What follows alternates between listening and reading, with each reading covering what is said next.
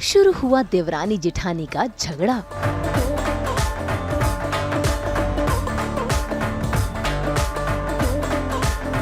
रिश्तों में होने लगा है लफड़ा।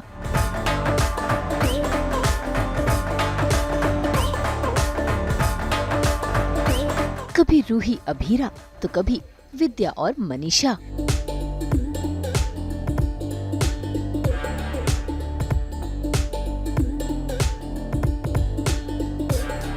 स्टार प्लस के सीरियल ये रिश्ता क्या कहलाता है में जहां पोद्दार हाउस में देवरानी जेठानी बड़े ही प्यार से रहती थी, आज उसी घर में शुरू हो गई है देवरानी और जेठानी के बीच लड़ाई। असल में रसोई में खाना बनाने को लेकर विद्या और मनीषा के बीच झगड़ा शुरू हो गया। दोनों के बीच बोलचाली बंद है।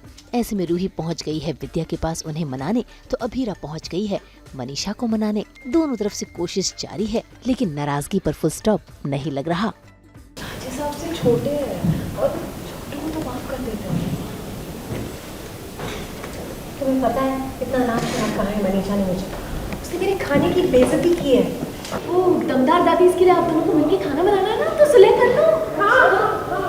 मैं क्यों खाना बनाऊं? हाँ, मैं तो पूरे परिवार को शर्मिंदा करती हूँ ना। लेकिन मैं क्यों सुलह करूँ? क्योंकि वो आपकी छोटी बहन जैसी है ताईसा। और ताईसा, आपको तो पता ही है, बोलने से पहले सोचना आपकी छोटी बहन का फेवरेट काम नहीं है।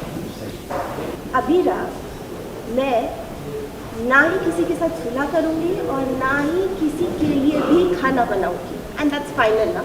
मनीषा एक्सपर्ट है ना अच्छा खाना बनाने में, तो वो खाना बनाए। मैं क्यों सबके लिए किचन में घुसी रहूं?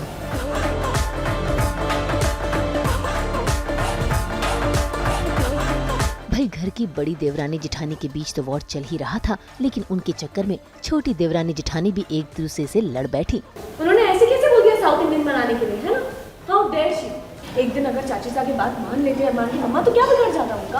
अभीरा, सब शुरू से जानते हैं कि किचन की इंचार्ज माँ ही है। अच्छा, क्या कहाँ दिख रहा है? क्या दिख रहा है? कि कहाँ लिखा है? ऐसे कौन सी दीवार पे लिखा है कि वो इंचार्ज है? वो क्या है? नहीं, ये घर है। वही तो मैं कह रही हूँ, ये घर है, ये कोई रेस्टोरेंट नहीं है जहाँ कोई किचन का इंचार्ज होगा। क्या सब लोग मिल बांट कर काम करते हैं? क्या कुछ भी, यहाँ सब लोग मिल बांट के काम करते हैं। देखो ना क्या कहना है। क्यों? रूही भी तो कुछ कह सकती है। हाँ, लेकिन मैंने सुना ना क्या? मैंने सुना कि ये इसी बीच वहाँ पर मनीषा और विद्या भी आ गई और फिर शुरू हुआ घमासान युद्ध, जिस पर ब्रेक तभी लगा जब वहाँ पर पहुंची दादी साहब। इतनी बेइज्जती की है मेरी। मत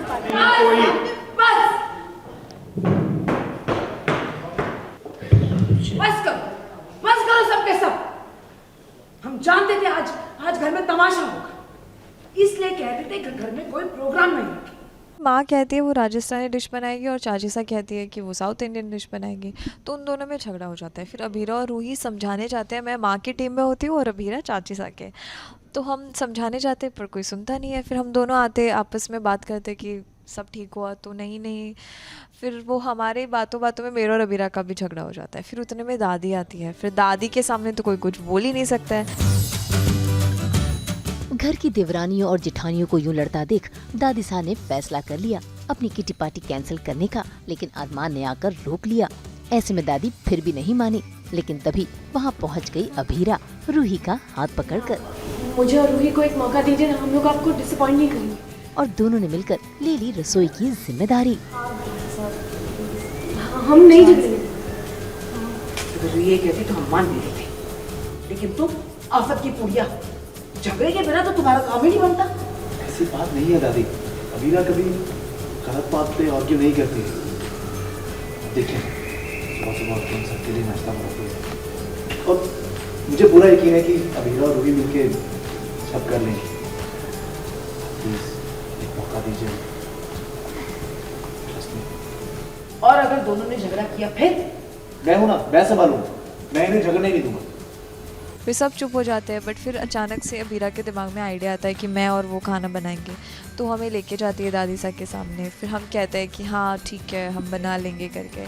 तो अभी देखते हैं, हम लोगों ने हाँ तो बोल दिया है, मैं अरमान और अभीरा हम टीम है अभी खाना बनाने के लिए। लेट्स सी कि वो खाना बनता है कि झगड़ा होता है कि क्या होता है, बिकॉज ऑब्वियसली अरमान बीच में फंसा है और अभीरा और रूही के। So let's see how it goes.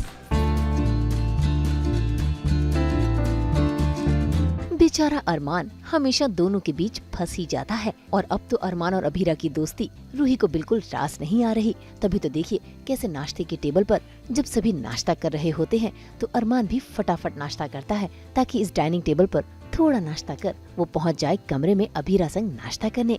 लेकिन रूही उसे जाने से रोकने की कोशिश करती है। तो रूही का यही कंसर्न है कि अरमान कुछ खा ले। वो उसको इतना भी बोलते हैं कि मैं अभीरा को खिला दूंगी पर तुम कुछ खा लो बिकॉज तुम ऑफिस जाओगे फिर थक जाओगे। और रूही अरमान के पीछे पागल है तो रूही के लिए अरमान परफेक्ट होना चाहिए हर बार। सो यही था कि रूही थोड़ी कंसर्न हो जाती है अरमान को लेके कि अरमान खाना नहीं खा रहा है और फिर तब देखता है कि वो अभीरा की वजह से ऐसे कर रहा है तो उसको और जलन होती है कि मतलब मैं उसके लिए इतना कर रही हूँ उसको वो दिख ही नहीं रहा है, उसको सिर्फ अभीरा दिख रही है। सो इसलिए रूही का वो थोड़ा सा कंसर्न है उन दोनों को लेकर। भाई प्यार तो प्यार है, जिसे होना होता है हो ही जाता है। अब रूही लाख कोशिश कर ले अरमान और अभीरा के बीच दीवार बनने की, लेकिन ये दीवार अभीरा और अरमान के प्यार के बीच नहीं आ पाएगी। मुंबई से पूजा निषाद के साथ ब्यूरो रिपोर्ट।